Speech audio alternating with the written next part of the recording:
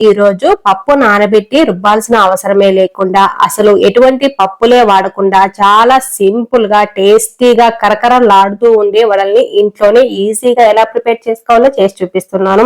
ముందుగా ఒక mixing bowl తీసుకొని ఇందులో 1/2 కప్పు వరకు పెరుగు వేసుకుంటున్నాను. 1 కప్పు పొడి బియ్యం పిండి కూడా వేస్తున్నాను.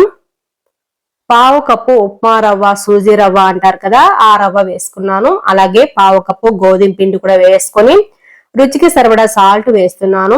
ఇక్కడ నేనైతే 1/2 టీ స్పూన్ వరకు సాల్ట్ వేసుకొని మొత్తం బాగా కలిసేటట్టు కలిపేసుకోవాలి.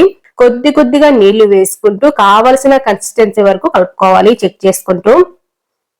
చూసారు కదా వీడియోలో చూపిస్తున్నట్లుగా ఇలా ఉంటే సరిపోతుంది పిండి. 10 నిమిషాలు పక్కన పెట్టేసుకోవాలి.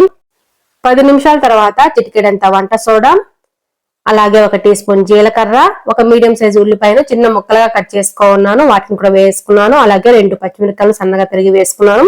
కొద్దిగా కరివేపాకు కూడా సన్నగా తరిగి వేసుకున్నాను. అలాగే కొత్తిమీర కూడా సన్నగా తరిగి వేసుకొని మొత్తం బాగా కలిసేటట్టు కలిపేసుకోవాలి. పిండి ఈ కన్సిస్టెన్సీలో ఉండాలి. ఇప్పుడు చేతిని నీళ్ళలో తడిపేసుకోవాలి. ఇలా తడిపేసుకున్న తర్వాత పిండిని కొద్దిగా తీసుకుంటూ ఒకే చేతిలోనే వడలాగా చేసుకోవాలి. మనము మినపగారెలు చేసుకుంటాం కదా, అదే ప్రాసెస్ అంతే. ఇలా కొద్దిగా ప్రెస్ చేసుకొని మధ్యలో ఇలా హోల్ పెట్టేసుకొని కాగుతున్న ఆయిల్లో వేసుకోవాలి. స్టవ్ ని మీడియం ఫ్లేమ్ లో పెట్టేసుకొని ఒక్కొక్కటిగా వేసుకోవాలి. వేసిన వెంటనే గరిటె పెట్టకుండా కొద్దిగా గట్టి పడిన తర్వాతనే గరిటె సాయంతో 2 వైపులా తిప్పుకుంటూ వీటిని ఫ్రై చేసుకోవాలి. ఇలా వచ్చిన తర్వాత వీటిని ఒక పేపర్ నెప్కిన్ ఉన్న బౌల్లోకి వేసేసుకోవచ్చు.